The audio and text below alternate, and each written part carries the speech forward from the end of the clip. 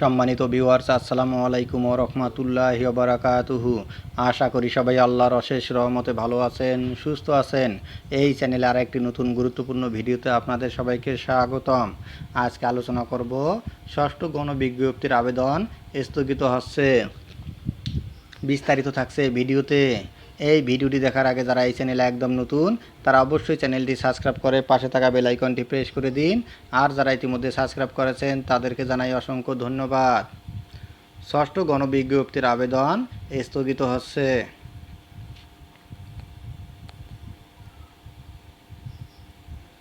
বেসরকারি শিক্ষক নিবন্ধন ও প্রত্যয়ন কর্তৃপক্ষের এনটিআরসিএ ষষ্ঠ গণবিজ্ঞপ্তির ফরম পূরণ ও জমাদান কার্যক্রম সাময়িকভাবে স্থগিত করা হচ্ছে। জরুরি কারিগরি উন্নয়ন ও রক্ষণাবেক্ষণ কাজের জন্য এই সিদ্ধান্ত নেওয়া হয়েছে বলে জানানো হয়েছে। আজ বুধবার 3 জুলাই রাত 8টা থেকে এ স্থগিতাদেশ কার্যকর হবে। এনটিআরসি-এর আবেদন সংক্রান্ত ওয়েবসাইটে প্রকাশিত এক বিজ্ঞপ্তিতে এই তথ্য জানানো হয়েছে। তবে কখন থেকে আবার আবেদন কার্যক্রম চালু হবে সে বিষয়ে এখনও কিছু জানানো হয়নি। কর্তৃপক্ষ জানিয়েছে, কাজ সম্পূর্ণ হওয়ার পর পুনরায় আবেদন চালু হলে তা সংশ্লিষ্টদের জানিয়ে দেওয়া হবে।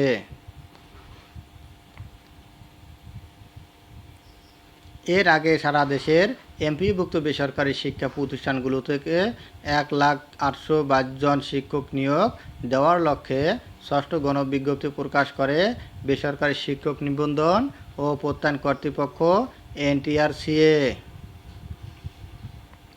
22 জুন থেকে শুরু হওয়া এই আবেদন 10 জুলাই রাত 12টা পর্যন্ত চলার কথা ছিল। আবেদন ফি জমা দেওয়ার সময়সীমা নির্ধারণ করা হয়েছিল 13 জুলাই পর্যন্ত। তবে কারিগরি ত্রুটির কারণে এই আগেই তার স্থগিত করা হলো। প্রসঙ্গত, প্রকাশিত ষষ্ঠ গণবিজ্ঞপ্তি অনুযায়ী দেশের স্কুল, কলেজ, মাদ্রাসা, কারিগরি ও ব্যবসায় ব্যবস্থাপনা শিক্ষা প্রতিষ্ঠানে মোট 1,822টি এমপিওভুক্ত শূন্য পদে শিক্ষক নিয়োগ দেওয়া হবে।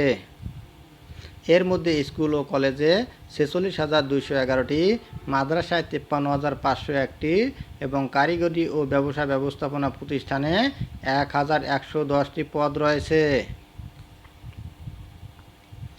আবেদনের যোগ্যতা নির্ধারণে বলা হয়েছে, প্রার্থীর বয়সসীমা 4 জুন 2025 তারিখে সর্বোচ্চ 35 বছর হতে হবে, যেদিন 18তম শিক্ষক নিবন্ধন পরীক্ষার চূড়ান্ত ফল প্রকাশিত হয়েছে।